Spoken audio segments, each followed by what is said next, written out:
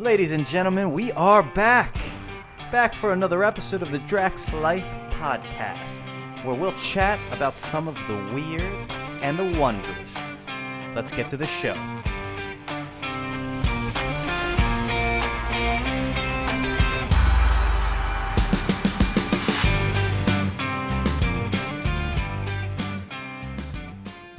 We are live. Once again, you're seeing our pretty faces. Hello, ladies and gentlemen. Oh, yeah. How you doing, my man? I love how I can see your screen through your glasses. That's how reflective they are. Yeah, I could see. Like, I can lower the the brightness. I mean, I kind of like it. It's kind of like, you got to go play. You got to become a poker player so that you can just Yeah. like rounder style. Yeah. You're right. You're right. I gotta hide. The the tells. No one can know my tells. Exactly. But how was the Christmas? Yes, let's talk about that before we go into anything else. Christmas was good. And one thing I'll say to you, I'll ask you this question. Do you feel that holidays, as you get older, do you feel like the holidays pass more quickly? Yes, they do. Yes, I feel like Christmas felt like a week when I was a kid. Like Christmas Day, you'd wake up and it's like, you wake up early, you're opening presents, and then the day feels like it's like 3 days. And now I feel like the day's done and you're back to work the next day already. It's like done in a blink. I did go to work yesterday. I did. So yes, indeed. Because for me, I would get a lot of consoles on Christmas. So Super Nintendo, Genesis, and 64. So I would be playing that all night. And when we were children, you get the whole week off. I'm in a Catholic school. You get the whole week off for Christmas, and I don't know what it's like in the public institution, but I would be playing video games with my brother for an entire week. Yeah. So yeah, I mean, I guess that's true too. But I think as an adult, it's more fun. The holidays are more fun now than I think when I was a kid, and I'll explain why. Because it's more of a conversational time you get to spend with your friends and family. When I was a kid, I just wanted the toy and I wanted to play with the toy. So it was more individual based. Mm-hmm. Now it's, as an adult, it's communal. You just see people you haven't seen in a long time and you tell stories, jokes, and you watch movies, you comment on them. I think the holidays is more fun as an adult for me as a child, but obviously it's nice getting gifts. No, but I think you're right. It's kind of like, because the idea of visiting is more of like a mature thing. Like when you're a kid, you don't really visit. Like if you go to a relative's, you go outside and play. It's like like your cousins are there. But I think as you get older, you visit. Correct. Like you go and you want to spend time with people just for the sake of like being around them. Which I don't know. When I was a kid, you didn't really think about it that way. Whereas as an adult, I think you do, because you're like, all right, we're just going to watch movies together. I could do this by myself, but it's just fun to do that with other people. It's much better doing it with other people. Yeah. And then you see a scene and it'll remind you of a story, and you tell a story, and then they'll tell a story to you from back in the day. It's good. It's good stuff. That's cool, man. And that's nice. And obviously you're enjoying the food more, because when I was a kid, it was all about, I was playing Duck Hunt. We were playing Mario Kart. Yeah. Wrestling. That was big for me. The wrestling games. I like the one quote. The one thing you sent this week was like, what did you say? He's like, for someone who's a pot smoker, it's not safe to be living in a house with full of home cooked food all the time. Waking up in the morning to like roast pork going at like 8 a.m. Yeah, I had a message for Rob. It was like 8:30, I think, in the morning. He's like, that's the aroma I smelled. Pork roasting. Chris, it took 6 hours to cook that thing. Dude, Come on, man. that's nice living in a house with an auntie. Yeah, low and slow is the best. Got The to get the best. skin crackling. And as an Italian man, you know that Oh, dude.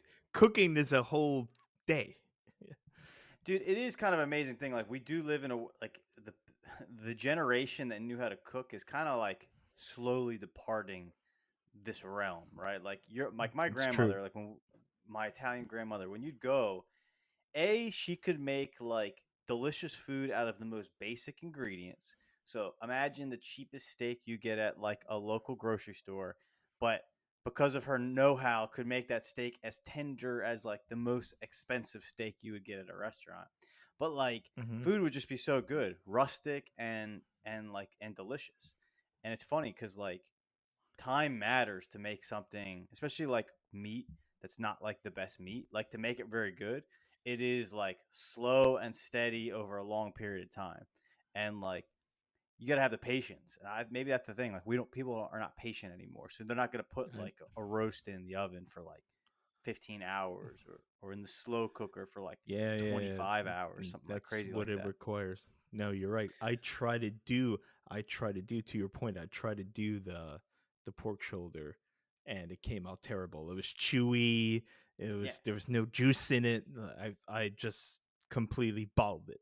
It was dude, it's the terrible. love too, man. It's the Yeah. love. They put in that little extra metaphysical ingredient that just makes it like even tastier. Yeah, and it's the nonas in Italy. It's the nonna. Yeah, there you go. It's they enjoy it as well. That's a big part of it. It's Dude, when not I was a just kid, go yeah. ahead, sorry. No. No, go, go.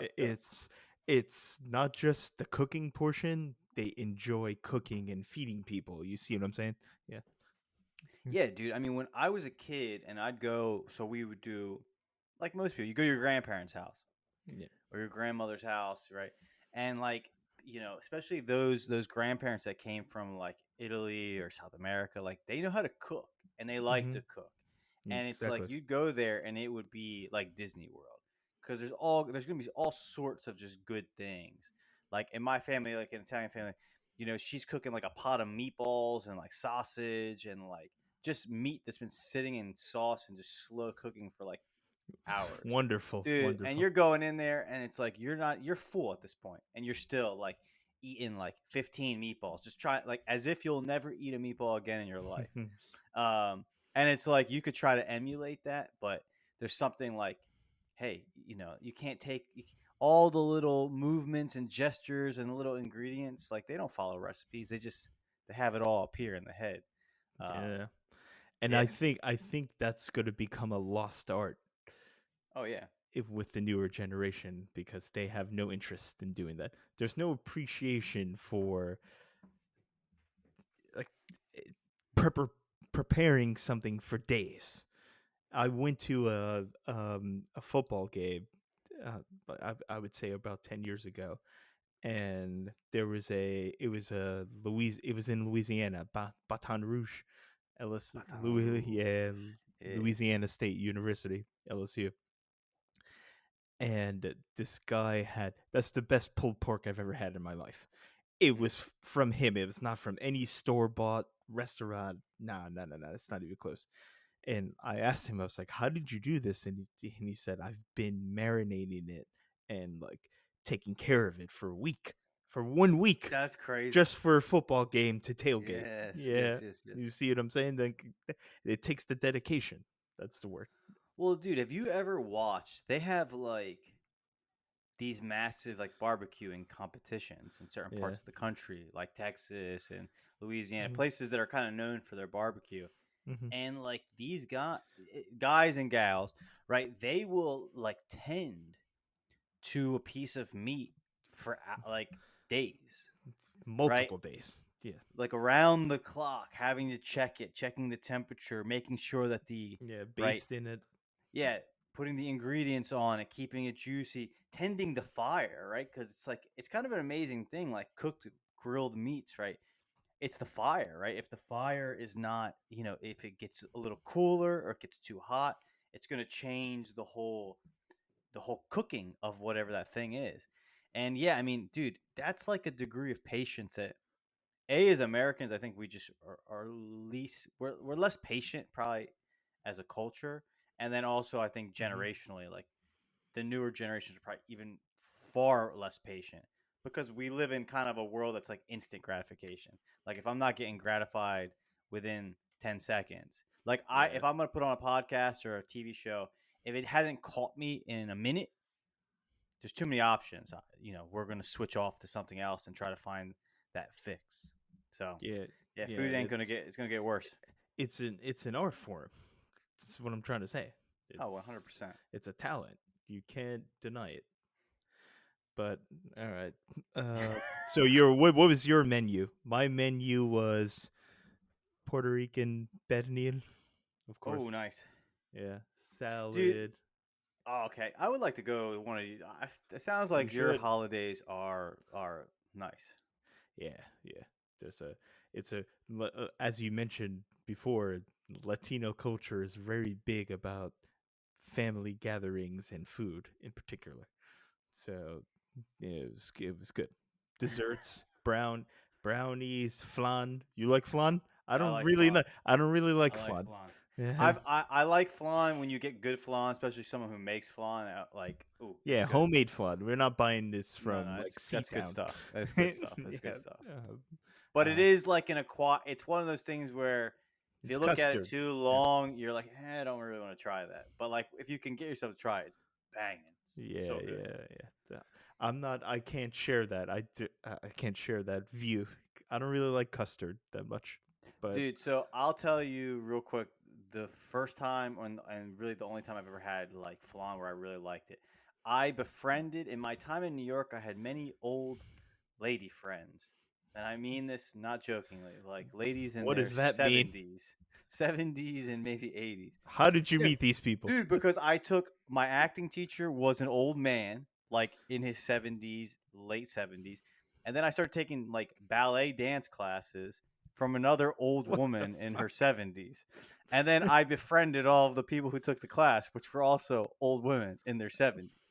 No, no joke. I'm not Wait, kidding. wait, wait, wait, wait. Time out, time out. Before you continue, there was you and 70-year-old women in a dance Oh, class. multiple. Yes, taking like Wow, ballet wow, movement classes. Hey wow. man, I'm trying to learn movement on a on a shoestring budget at the time.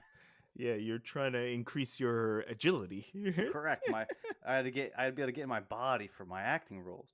Um, but what was funny is like all of these people. It was cool because it's like all of the people who took the class were old. Like they had been in New York forever, and it was like an Hmm. eclectic bunch. Like my dance teacher, she like used to live in Woodstock with her husband, who was like a classic piano player and jazz player. They had no electricity, no running water.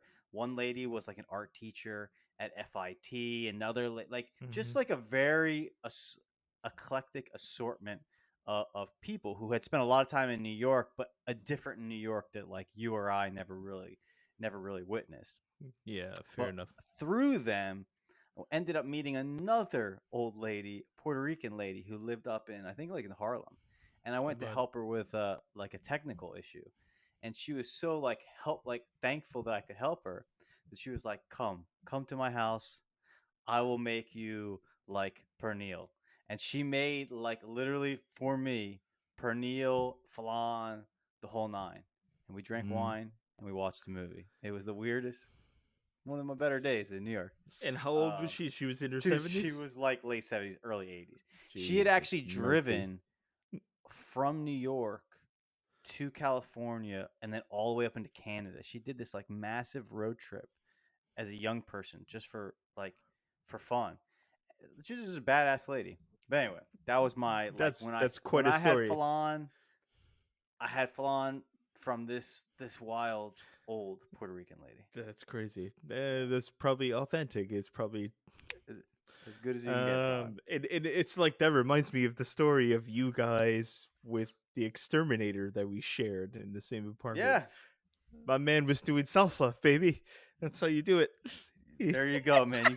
You got to have a lot of hustles when you live in New York. Yeah. The And that's exterminator, a great who's new also like an salsa teacher. excellent salsa dancer Yeah, and that's jazz just guitarist. What uh, a combination. I know. Uh, That's a yeah, great. dude. So yeah, You that's meet in New York is interesting. It's because like the real New Yorkers also wear a lot of hats.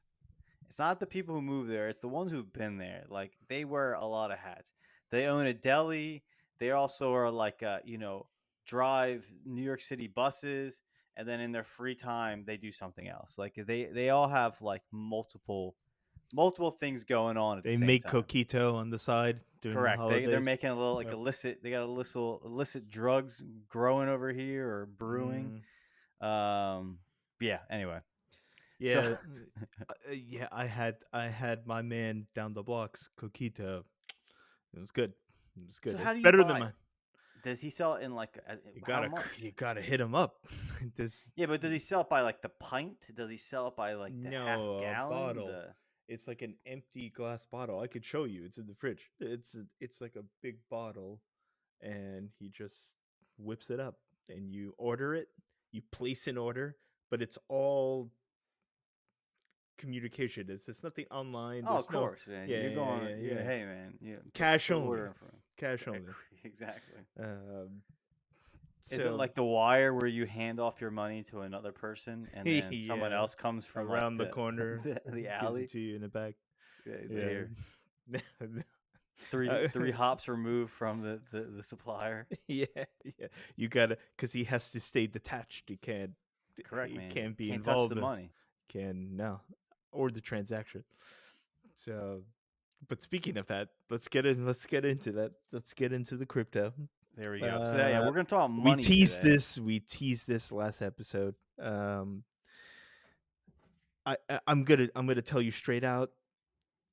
I don't know much about it. I've done my research. I'm looking at my note cards. So, Chris, like, tell me what's give me a foundational explanation of what cryptocurrency is. Yeah, and again, like just a disclaimer, Yeah, neither of us are in yeah, finance. Neither of us I know are nothing experts in about the it. subject.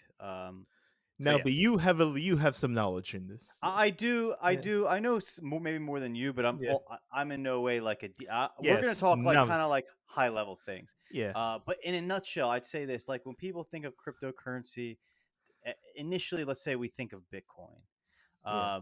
Bitcoin is probably it is actually the first Yeah. It's the cryptocurrency. original one. So first, like, let's just talk real quick about as like Rob said this, we teased this out last week, Mm. but like money, right? Just like so, as we talk about Yeah. cryptocurrency, let's just first like talk about money. Like for most people, we use money, we pay cash, Yeah. to get things, or we use our credit card, but we don't think about like money, like what money is. So like we said last week, the general consensus or the idea is that like back in the day, right, we bartered.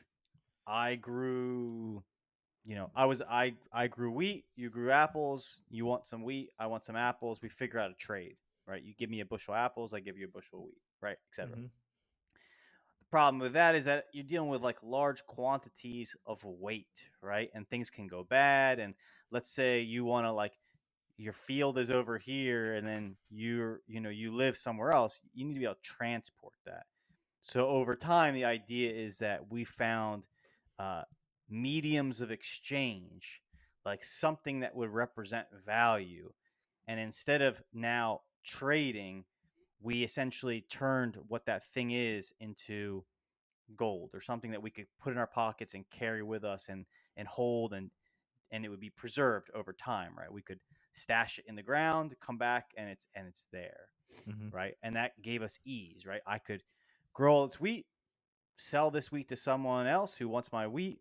They give me a certain amount of gold, and now I can put that gold in my pocket and use that gold later on.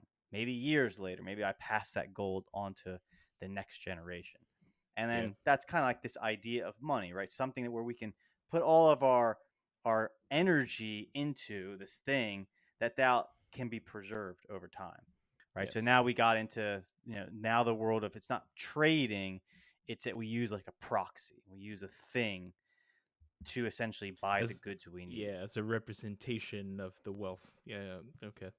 Yeah.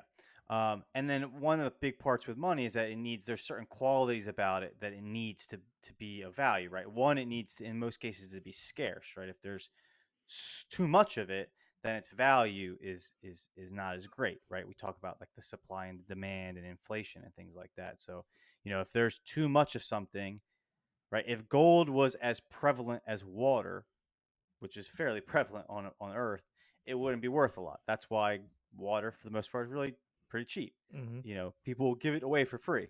You go to like the gym, you can drink water, public water fountains. It's abundant, Mm-hmm. right? Whereas gold is somewhat finite. There's only so much gold, so because of that, it ideally preserves its value.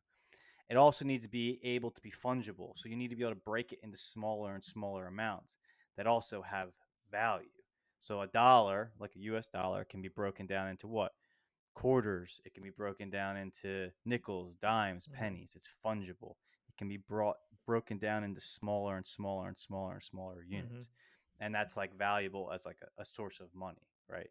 You don't just have to spend only whole dollars. You can spend fractions of a dollar. So these are certain qualities that make up money.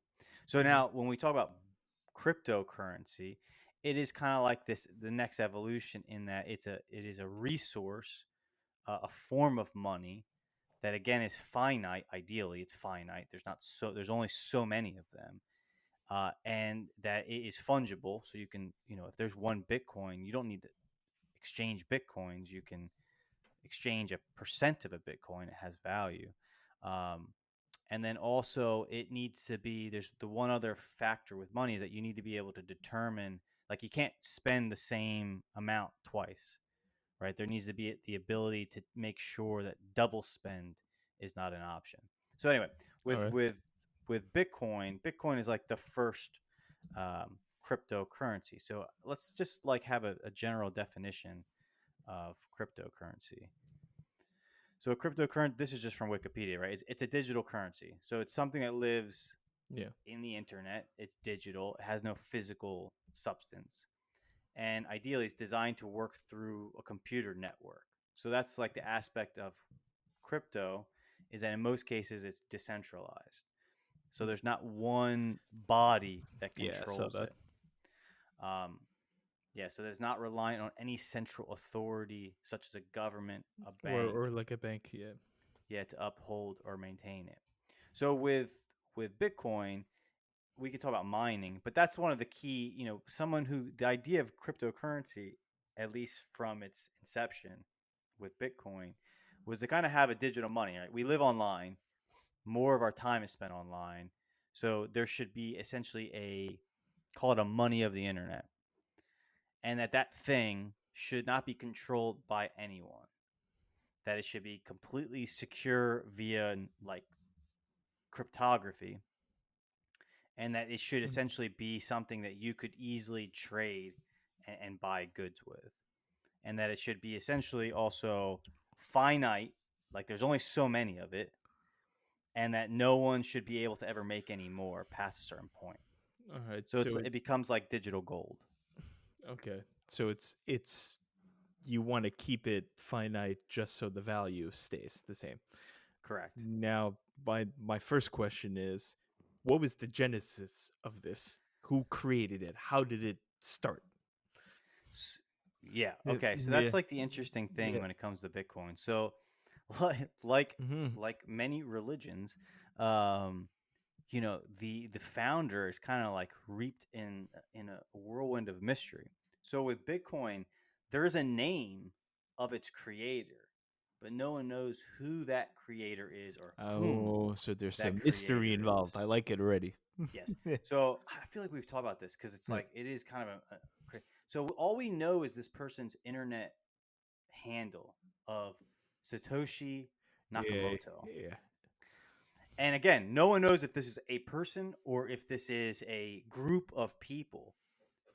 But essentially, this person or this group of people, there's internet correspondence of them. And back in like I think it's like the early 2000s, he or they or she or they began to essentially develop a system that would then result in Bitcoin. Mm-hmm. And now, like, that person ceases to exist. No one knows who this person is. There's no more correspondence from this person or this group. But they essentially created the network, kind of flipped the first domino, got it working, and then offloaded the maintenance of the network to other people who are working on it. So it's Mm-hmm. kind of like they call this the Genesis block, the first block in the blockchain that was created by Satoshi Nakamoto. And it's like since then, at a certain point in like the mid 2000s, he just ceased. He went radio silence, and he left like a very vague message to the effect of like, I've start. This thing has begun. It's being maintained. I'm going to go off and work on something new, and then that's it. Mm. So all we know is that there is a wallet, a bank of all of the coins that he owns, but has not been touched in like 15, almost 20 years. Yeah, So it's kind of has that's a insane. very interesting, like, mysterious genesis. Yeah, Like no one really knows who this person I is. like that it's called the Genesis chain. The block. It's called, I the didn't know that. Genesis block. Yeah, it's the first block. So this guy, set this into Mm. motion, and then at a certain point, just kind of like rode off into the sunset, and that's it. Like, people speculate wildly as to like who this person is. Um, there's definitely, if you go down the rabbit hole, there's people who get kind of, earmarked as maybe that's who Satoshi is, but like really no one knows. It's not clear who the person is, or at least if there's someone who does know who it is, it has not become public knowledge yet.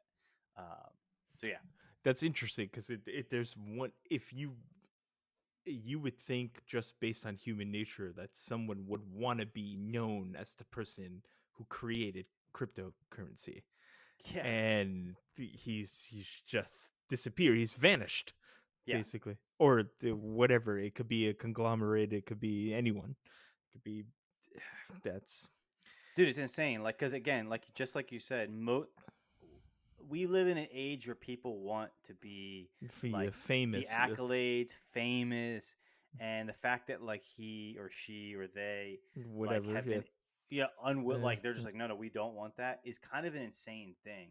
Like, what an interesting that's very intriguing. Yeah. gift to humanity. So I Keep going. like I gotta that. take So my dog. yeah. I got some. I can talk here. So yeah, that's interesting to me. And so the origins are interesting. Yeah, And now the second thing that struck me the most when I was reading and listening and educating myself on this is, why is it so volatile? Why is it that for a year or two it'll crash, and now it's in a big upswing right now? It started out hot, crashed, goes hot again, will crash. Like, why is it? It's the volatility is insane, dude. Is there a reason for that? Is it because of yeah. trust, like investor trust?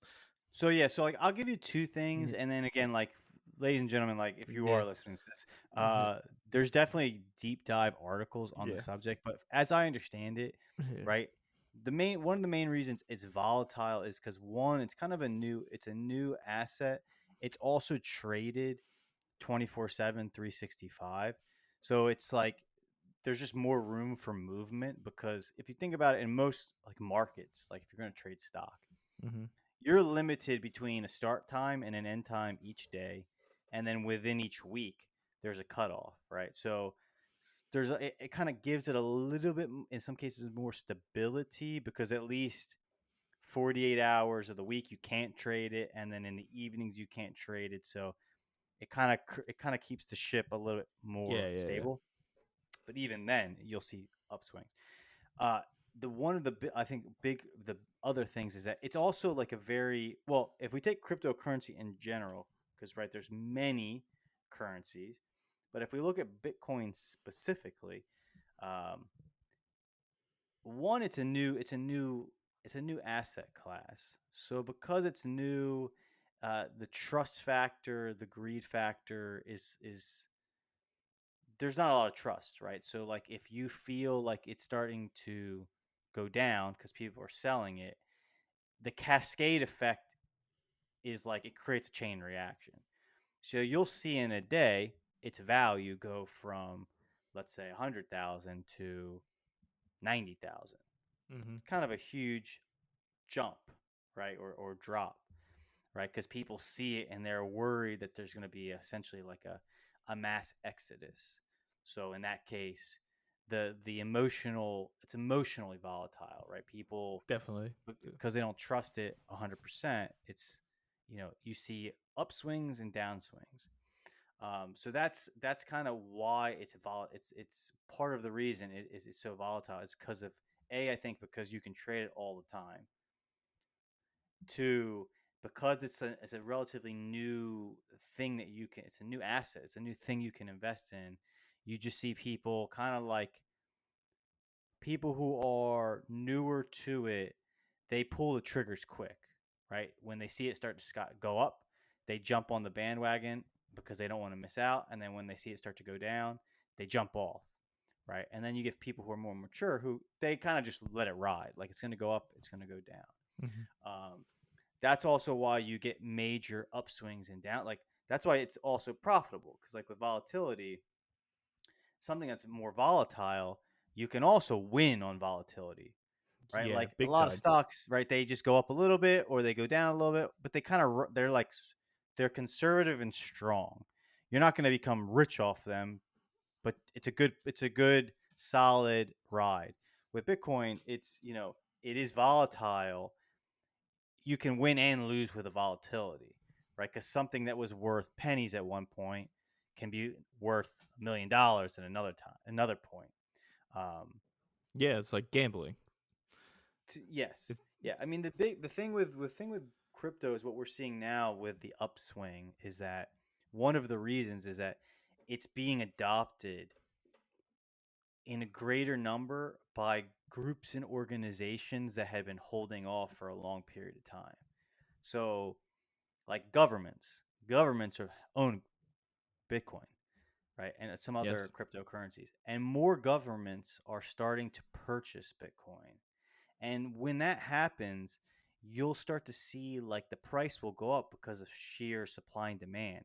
Like if tomorrow, if when Trump goes into office, if he said, "Hey, we're going to spend, I don't know, $40 billion in buying Bitcoin," as a default, now all of the other governments that were on the fence are going to have a decision to make. Many of them are going to say, okay, now we don't want to miss out. So now a bidding war begins and its volatility will swing upward because now the prices will go up because the demand has increased so much more. So that's kind of what you're seeing also right now. You're seeing that's an explanation for the uptick. More and more people are starting to buy it. Governments, companies, um, and because of that, you're seeing prices start to tick up higher than they've ever been. Yeah. All right. Like, dude, it's crazy. Like, you could have bought Bitcoin 10 years ago, maybe 15 years ago, for $1,000, maybe less. Now it's $100,000 per. So you have a bunch Yeah, of like but computer geeks who are now sitting on billions of dollars. It's kind of crazy. it is. But I'm still a skeptic as someone who's a novice. I That's fine. I'm still a Be skeptic of skeptical. this. It's is this really an asset or could it be like an exchange, like a monetary exchange, something you can use regularly, or is it something that you just store? Like, is it real or not? So I guess that's like a good question. That's a double edged question. Like, is it real? Yeah, I mean, it's not real in the sense of like, is it? It's not I'll something be you can right back. touch tangibly. Um, but then again, when you use your credit card, that's not really real either. Like most of us doing transactions are, for all intensive purposes, like points in a computer somewhere, right? I use these credits to buy something, and then some system that I have no idea about knows to make sure that it deducts those credits from my account. Then they end up in someone else's account so that I can't essentially use the same credit twice or the same dollar twice. So we already are kind of living in a world where we use digital currency. We don't think of it that way, All right, I'm back. but Good, keep going. but we are, right. We all are using it. Most of us use credit cards more than we use cash. So it's in essence we're already paying with a digital currency. We don't call it that. We say, oh, we're paying in dollars, but in a sense, we're just paying in credits that that equate to dollars in the U.S. and that we trust that the banks and the systems in place are keeping track and making sure that when I pay, for something online, it takes out and deducts that amount from my account. So yeah, so that is kind of a debate when it comes to Bitcoin. Like in many cases, it is an asset, right? It goes up in value, like when you invest in the stock. But theoretically, if the systems are in place, and that's kind of what we can talk about with like Web3, that it can also be a medium of exchange. Yeah, there we right? go. I can send you if you wanted to pay for pizza, and I wanted to send you pay for that in Bitcoin. We could do that. Like it's something you or I could do ourselves without really any middleman. But for most people, we're not, because in essence, I think the issue is that Bitcoin is of greater value in some cases if I hold on to it and allow it to increase in value. So it's kind of a double-edged sword, right? Like because of the volatility and because its value can increase, I think you're less likely to spend money with it, because you're like it's better if it can. It's like gold, right? Most people don't buy things with gold, but they might invest in gold as like an investment. You could buy Right, something with right, right. gold if you found someone that would take that gold, but you're like, no, because maybe the gold I spend tomorrow could be worth double that the next day. So I'm going to hold on to it. So it's kind of that scenario. But like there will come a time where maybe Bitcoin, the price of it kind of streamlines, where it's like, all right, it's kind of locked. Like all of the Bitcoins exist. There's kind of a state now. They've reached the highest they're going to be, or they might fluctuate up and down a little bit. And then at that point, you might start to use it as like a medium of exchange. Like I want to get paid in Bitcoin, or Yeah, I want yeah, to pay that's the you in word I was looking Bitcoin. for. Yeah. So yeah, I think that's kind of right now. That's what it is. Like, why would I spend Bitcoin when a year or two from now its value might be double? Right? It's better for me to hold on to it. Right. So it's kind of a hybrid between having a stock and letting it increase in value and being able to use it immediately, like instantly, for goods and services. Yeah, I mean, the other thing to think about is like it's like people who trade, like there's trading of the stock market, but there's also like trading of currencies. Like there's people who trade in currency, right? Like they'll Mm-hmm. buy euros on a Monday because they think the value of it's going to go up, and then they sell it on a Wednesday and in USD, right? Because we have all of these world currencies, and sometimes one is higher than the other. Sometimes it's higher by 5, sometimes it's higher by 3, right? These are constantly in a flow, right? Mm-hmm. So if you had a bunch of like, let's say you traded on these, I think this is the FX market. Let's say you're like, oh, I have 1,000 euros. They're worth, I don't know, 2 USD, but I think Wednesday they're going to be worth 4 USD, right? You might hold on to them and then sell them on Wednesday, and now you've made a profit. But you could have also spent those euros to go buy groceries. So I think at Yeah. a certain point in the future, it could be like both, right? Where maybe you Yeah. hold on to them as an investment, maybe a percent of them you use to spend, maybe you convert them, maybe that's where you store your wealth, and then periodically when you need to buy things, you convert it to USD or euro or peso, depending on what country you're in, and you kind of use it in both ways. Yeah. Because here's the thing: if you have just U.S. dollars, right, because of inflation, your U.S. dollars depreciate in value, And that's like something we can, might be interesting to talk about another day. But like, if I have $100 in my bank account, a year from now, I'll still have $100, but what they can buy has decreased in value. And that's kind of like the danger that, like, that's kind of what people are talking about when they talk about cryptocurrency, and how, in particular, one of the things Bitcoin is seeking to solve, right? Because that's not fair, right? Let's say you work really hard, you put $10,000 in the bank, you save it, you're not spending it, you're being very uh, frugal, smart. Yeah. But 10 years later, that $10,000 that you saved is not worth that much. Like, it's worth 10,000, but you can't buy the same with it. And that is like the true equation. That's like the ultimate question for humans, is like, how do I save and secure my money, my savings, so that the future I'll be able to use it and it'll have equal or greater value, or my descendants will be able to use it and it'll have greater or equal value.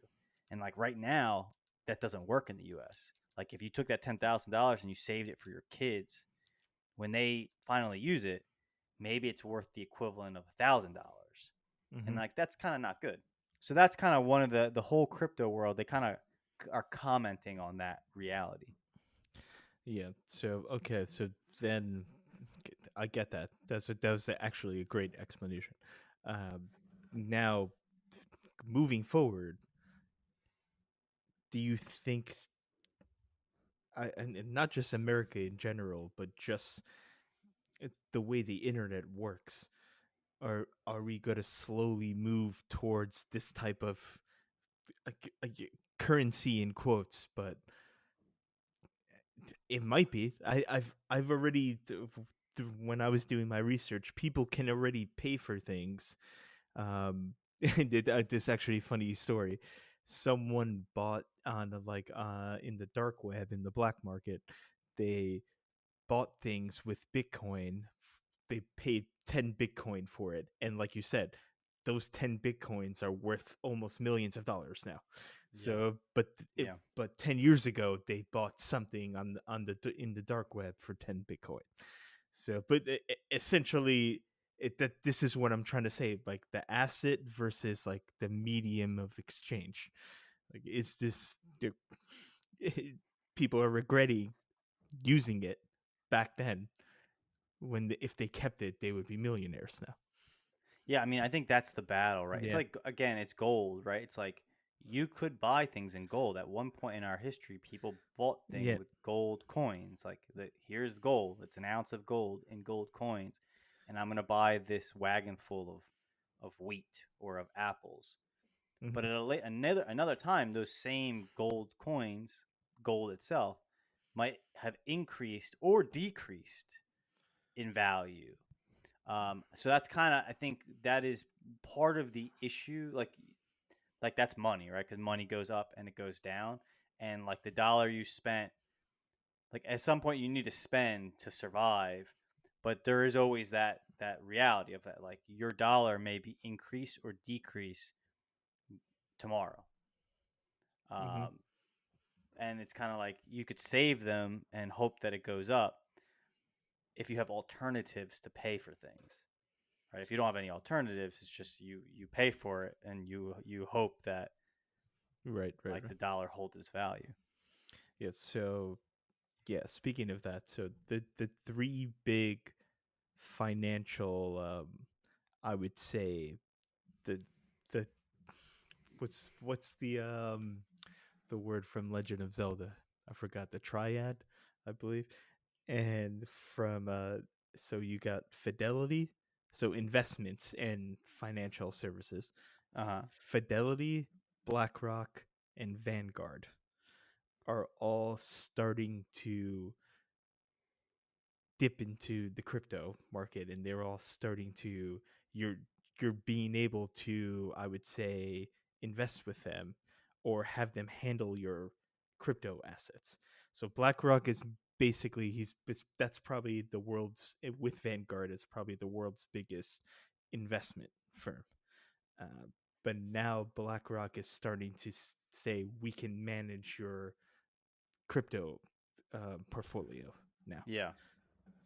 So that's very interesting. So when the big players, the three big guys, come in, the companies that are worth probably trillions of dollars come in, that says something. So it's I guess my ultimate question is, are we trending towards this type of a currency? Because we essentially moved from cash to credit and debit, and then we're going to move from credit and debit to crypto.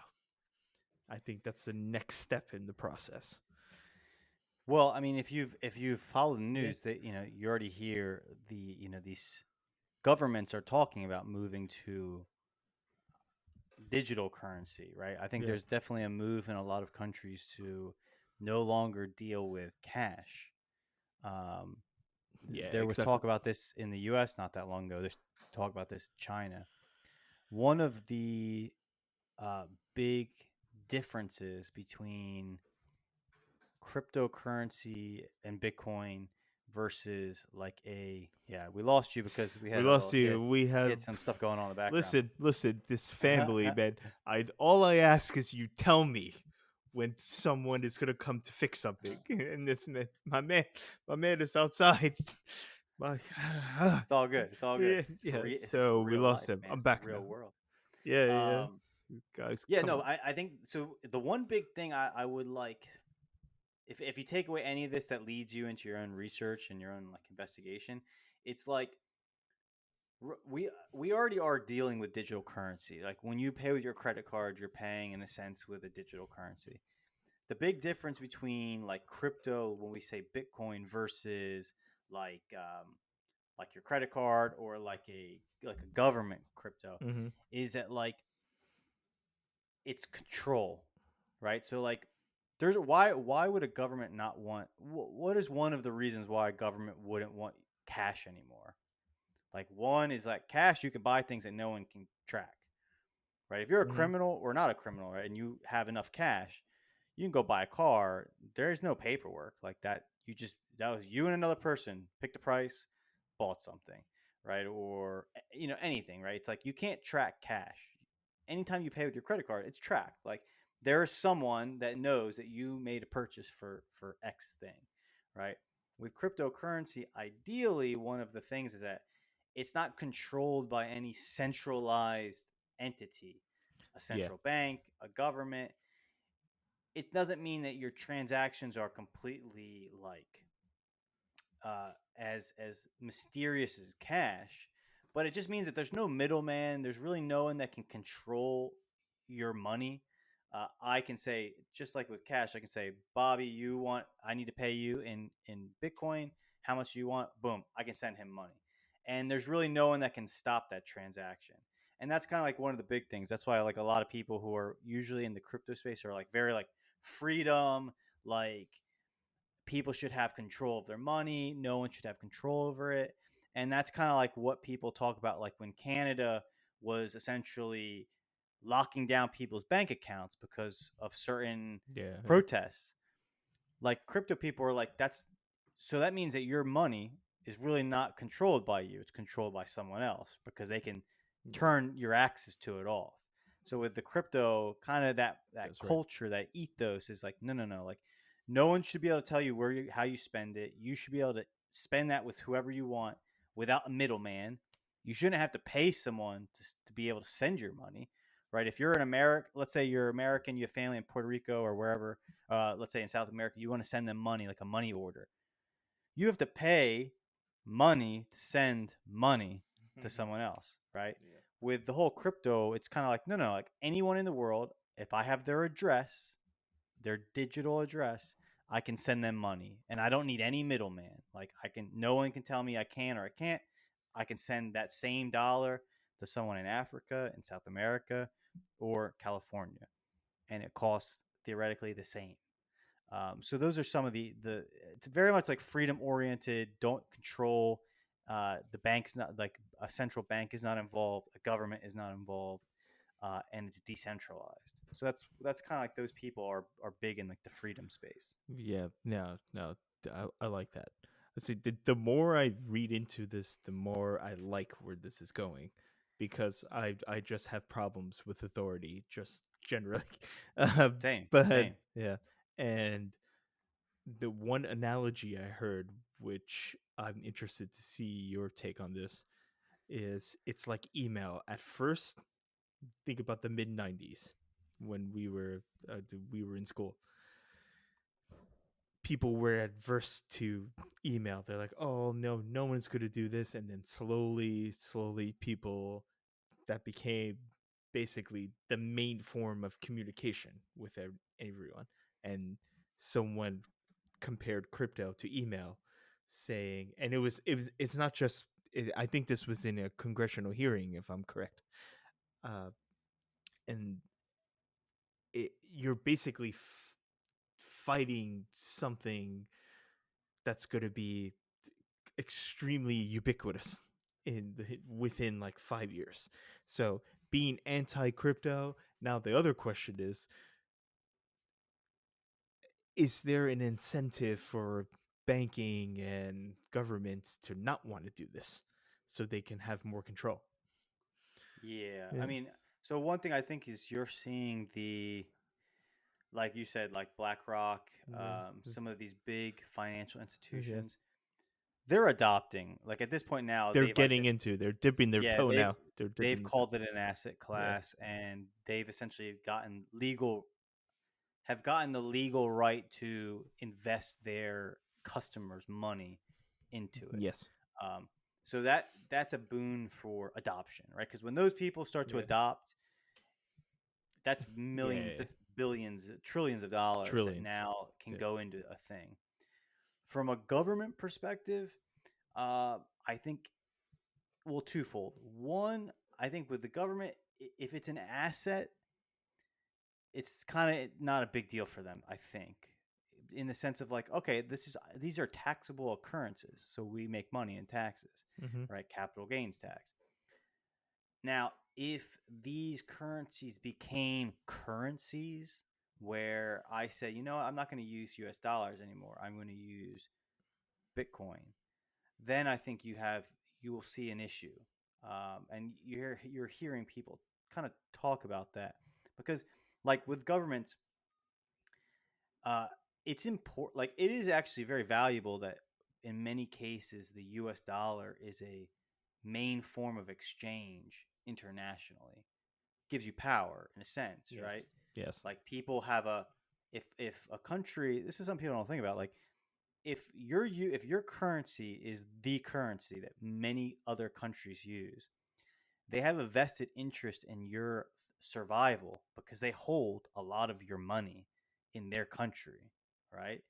If that money has no value, they're affected negatively, Mm-hmm. right? So, a country like, think of the cartels, for example. How much, that's a cash business. They have millions, billions of US dollars.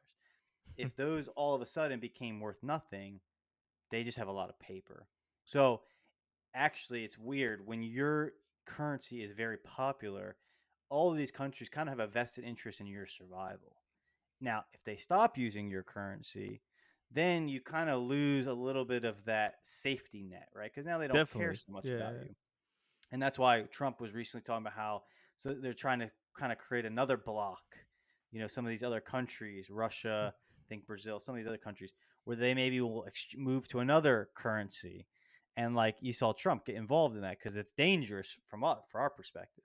So Mm-hmm. again, now if you're a government and you say, "Oh, all my people are now using this other currency and we can't regulate it, we can't control it, we can't print more of it," like then you could see that as like a reason to try to ban it or to, you know, just try to, de-incentivize people using it.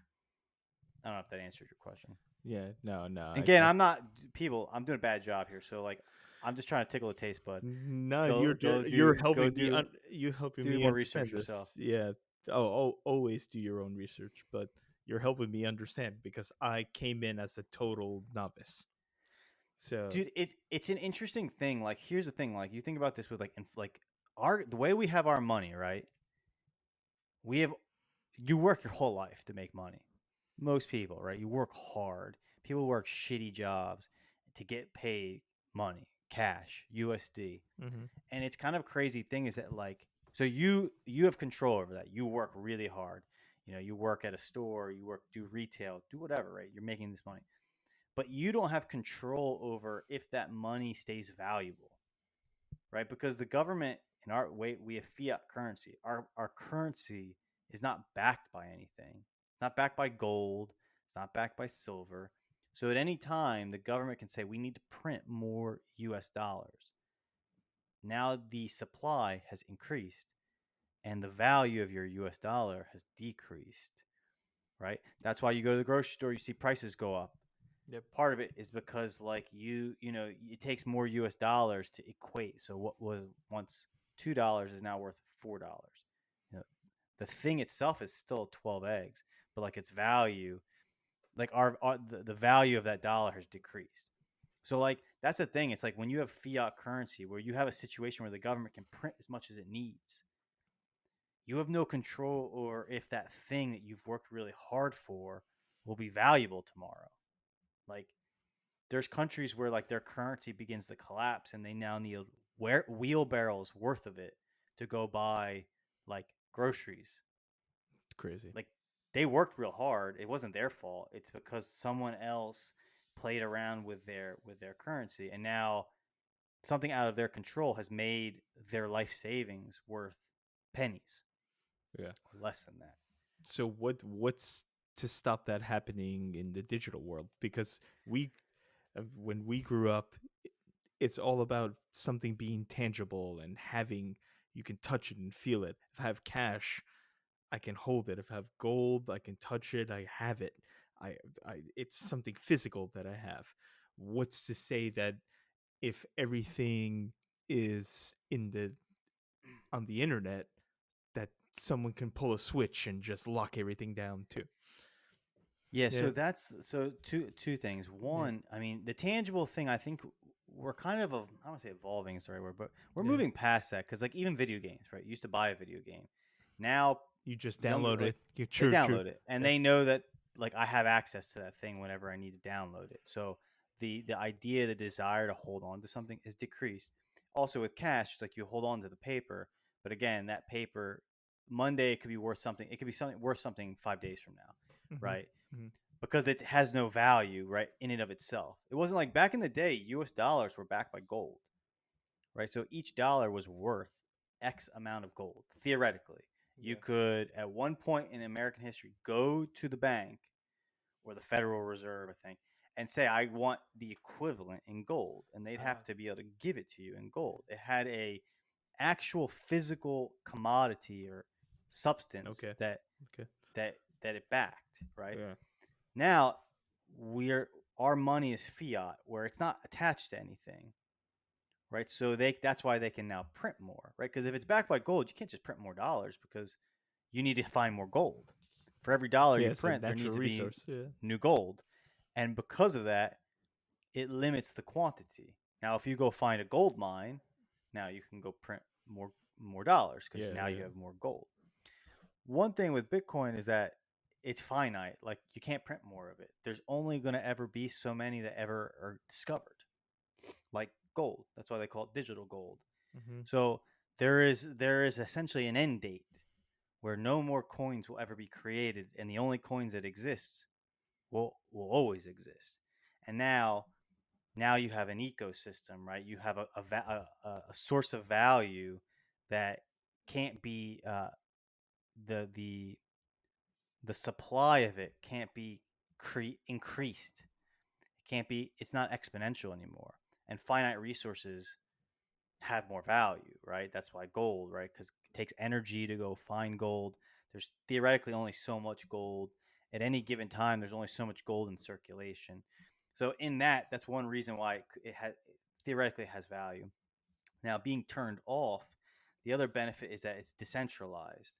So like that's the blockchain. Essentially, there's this ledger that exists and that keeps track of essentially every transaction that's ever made.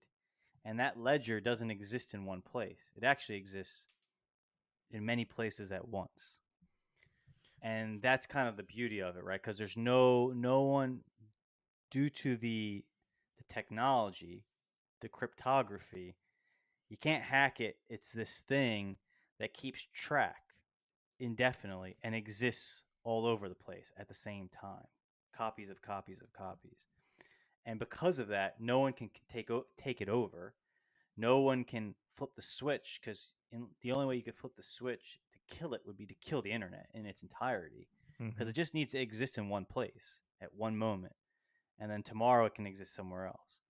So in a sense, it's kind of like hack proof. It's secure. It's decentralized. It's not in one place, so you couldn't take it over. And that's kind of like why people have a high degree of trust in it. Okay, yeah. So you answered the question I was just going to ask, and then so my last question is, like, what is the future of this? Like, are we going to? What I do like about crypto is it's global, so it's not it's not like me as an American going to Europe and having to exchange my currency. It's all there. It's just it's makes it much easier, actually. Yeah. So in terms of global currency, just like other things in the world, we're starting to be. I think people realize that we're trying to divide ourselves, but we're actually becoming more global, and especially financially. So, Yeah. do you see? I'm not going to put you on the spot and say is there a That's fine. timeline, but do you see in the future where physical money is removed? I'm going to rephrase the question. Will crypto supersede actual like country's currency at some point? I don't know. I mean, I think physical cash. I already think that there's a lot of governments that kind of are trying to get rid of cash. I think there were some governments that even like were trying to limit the like cash transactions. Like you couldn't. It was either they put like a lower cap, like you could only pay in cash if it was above amount or if it was less than amount. So like, I already think like governments are like kind of like would like to get rid of cash because you can't track cash. So like imagine if you're a purely cash business, like a dollar pizza place in New York. Like you're in a good way because it's like in a sense they don't know how much money you're making. Some on a daily squirrely basis. things can be going on. Yeah, so definitely. when they do their taxes, you know what I'm saying, they have a lot of like flexibility, let's call it that. So I've actually heard stories where the IRS will go and kind of like watch like a pizza place in New York just so they can get like a baseline, like, all right, how many customers do they get on like a Monday? Oh, they're And just then like from surveilling there, them. yeah, so from there they can kind of like gauge, like, well, okay, well, how much should they be paying us in taxes? Because think about it, you're a pizza place, a dollar pizza place in New York City. They don't even take card; it's only cash. They might do, I don't know, $100,000 in cash a day. A busy street in Manhattan, dollar pizza, they might be busy all day long. I have no idea how much money they make. So like, if you're the government, it's ideal if everyone pays on card because it's like that's a transaction. There's a ledger. Someone has a paper trail for that. There's a way to track it. Yeah. So with that, I think you're already seeing governments kind of would like to move away from cash. Now, if they move to like Bitcoin, I don't think it'll ever be like majority of governments will do that because it's not maybe advantageous for them. But there's already countries that are like El Salvador is big with Bitcoin. They're buying Bitcoin a lot. I think they're trying to do like a Bitcoin standard where like their dollar is backed by Bitcoin versus being backed by like USD or gold. How do you tax Bitcoin too? Like that's the thing. That's the thing. I mean, well, you can if you need like just like anything else, you need like a marketplace to buy it. That marketplace you're buying it most likely with is USD. So they're keeping track as like an American business of, okay, you wanted to buy this thing or you want to sell this thing. So in that case, they can keep track because it's like they're declaring that to the government. So you need to declare it to the government. But Yeah. theoretically, like if it became a currency, then it would maybe be difficult to tax. Yeah. True. Because also you could just say, I'm out. I'm going to go to another country. I don't have to That's what I'm saying. I don't have to go to a bank and say, hey, I need you to wire this money, which is not easy. It's not as easy as you think. Yeah. I just put my money in a USB drive, get on a plane, I go through customs, I go through the metal detector. I'm in Dubai, and I have all of my money on a thumb drive in my pocket. Yeah. See that's the fascinating part to me. The global aspect of it. There's someone like for those of you guys listening. There's a guy who I find very interesting. I suggest Michael Saylor. If you're in the Bitcoin space, you've definitely heard of him. He owned a business, a tech business, and then at a certain point he became crazy and decided to just to use his company to buy Bitcoin. And Mm-hmm. now they own as like a single entity, probably like the third or fourth, maybe largest quantity of Bitcoin. And their whole bet as a business is that Bitcoin is going to achieve like it's going to be worth at some point millions of dollars each. Yeah. And it will I, be it seems they'll like it's just trending become that way. there'll be a bank that just controls Bitcoin, and then people will have to buy Bitcoin through them, or they'll be able to loan Bitcoin out. It's definitely like an interesting, but then again, who knows? Aliens could come back tomorrow, and I don't know. Who know? Who knows? Lex Friedman had an alien expert on the other day. One guy I'll recommend. He's pretty cool. His name is Trung Fan. Have you heard of him, Chris? No, no, Nah, no. Who is he? you'll like him. You can look him up. He's basically the how can I describe him? He's like the celebrity crypto personality on X, and he's like all these threads. He's cool. He's a cool guy though. He's I'll look him up. and he knows he has an actual financial background. He used to work in that for years in that sector, and now he does. He just goes online, posts things, interacts with people. Now he's more of like a online personality. He doesn't do his day to day job anymore because he's gotten that big. But his name is Trung. He even goes. The reason why I heard of him is he goes on the hockey podcast that I like, Spin Chicklets. He's Oh, nice. always there going on talking about crypto and AI and Elon Musk and space travel. Imagine a hockey podcast having someone like him on. It's I think it's awesome. yeah, Makes me I think it's want to incredible. watch this hockey podcast. Yeah, he's they had him on just on Tuesday, on this past Tuesday. He was there. Yeah, I'm Yeah. looking him up. I'm seeing this thing. Trung fan. Yeah, Yeah. dude, we're living in very interesting times. I I think it's could like see your feed through oh, can you? the mirror in the back. Oh, No, nice. yeah. So there's Yeah, so my you're the seeing. reflection is my glasses. Yours is that picture you have on the wall. Yeah, I could see you're scrolling through the feed. Yeah, I'm looking at his stuff. Trung fan, right Trung on fan. business with building AI research. That's cool. And his great skill I would say is he can break it down for someone like me who doesn't know. I have no financial background, I have no engineering, I have no coding or software background, and he's good at explaining everything. That's cool. Yeah. Yeah, I'm gonna check him out because for me, all I know is that like there's so that rabbit hole I have just like I haven't even jumped in. I've just kind of like dipped my toe in, and I'm kind of pulling my toe out and dipping it in and pulling it out. Yeah. It's definitely like a world I'd like to delve more deeply into because I do try to like invest in crypto. So Yeah, have you should be done it? more. Yeah, We I have have. friends that have done it too Yeah, as well. I have.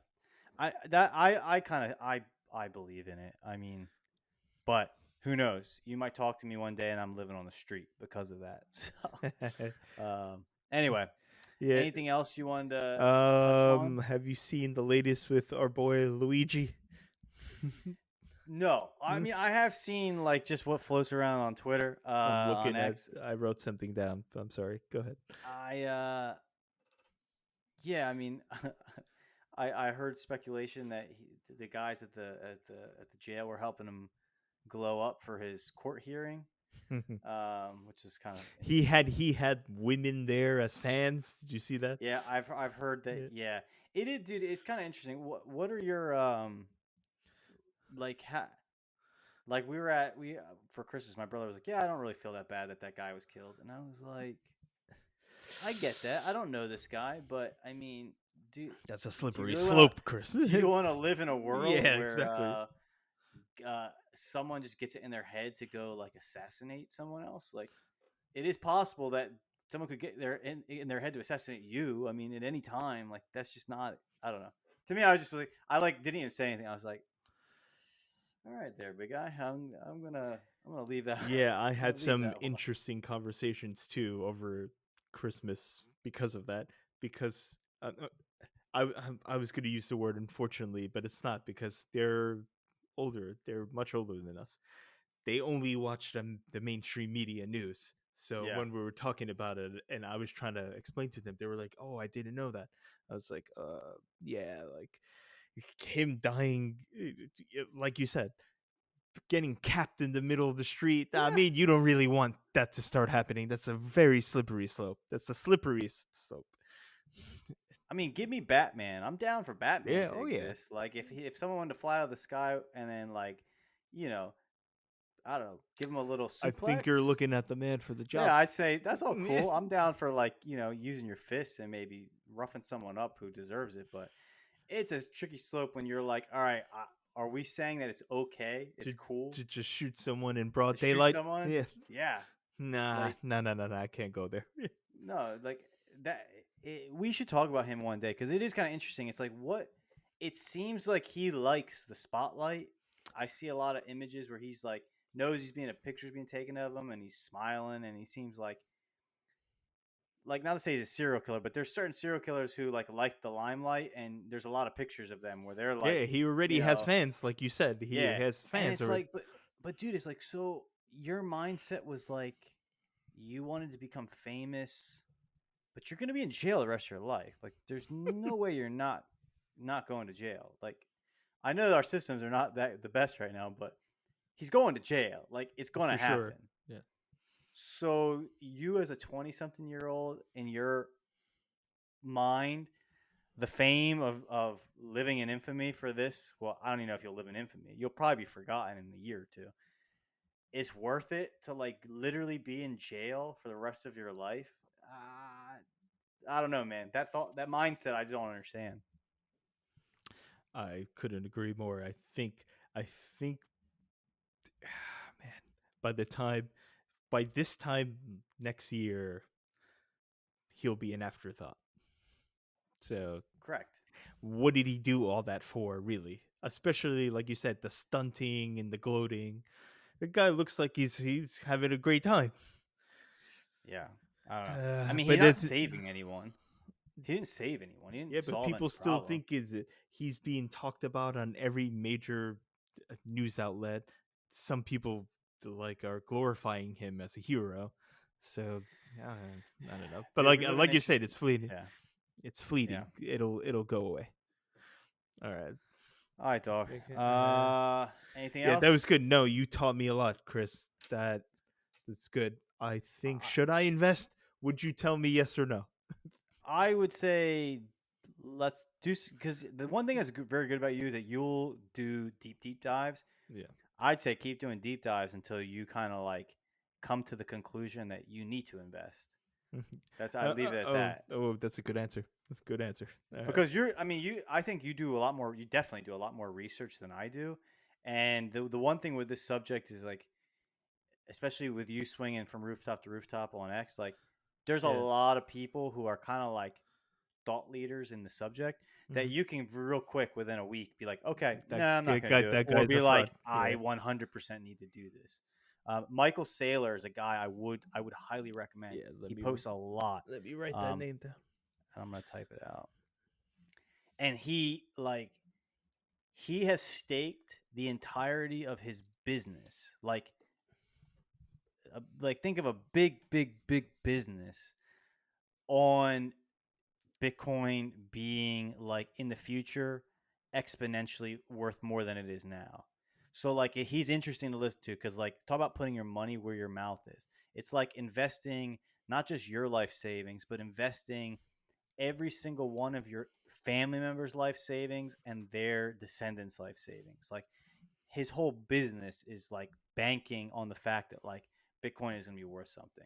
So it's kind of interesting to hear he has a vested interest because when he talks, it's like he's also trying to like market it because if it does well, he does well. But I also think he does some very good like explaining like depreciation. Like you buy a house, how much money do you have to spend a year to keep that house to maintain that house? How much value is it losing year to year? Mhm. And he just explains like it's very difficult to move money over the time and have it keep its value. Like it's very difficult. And like that's something that we all kind of deal with. Like the idea that you can put your money in your mattress is like it's a foolish thing. Like that money is not good. If it doesn't grow year to year, it's actually losing. And he talks a lot about that, which is All right. to me I thought was very eye opening. That's good. All right, enough But of this. yeah, but my last comment will be I don't I'm not fully I don't totally trust this as a but the more I read, like you said, the more I read, the more I listen. I'm opening it. It's opening. The door is opening. A door is opening. Yeah. Exactly. Yeah. There you go. All All right, right. folks. Hope you had a nice holiday. Hopefully, you have a good new year. And we will talk to you next Friday. Later, man. Peace out. Peace.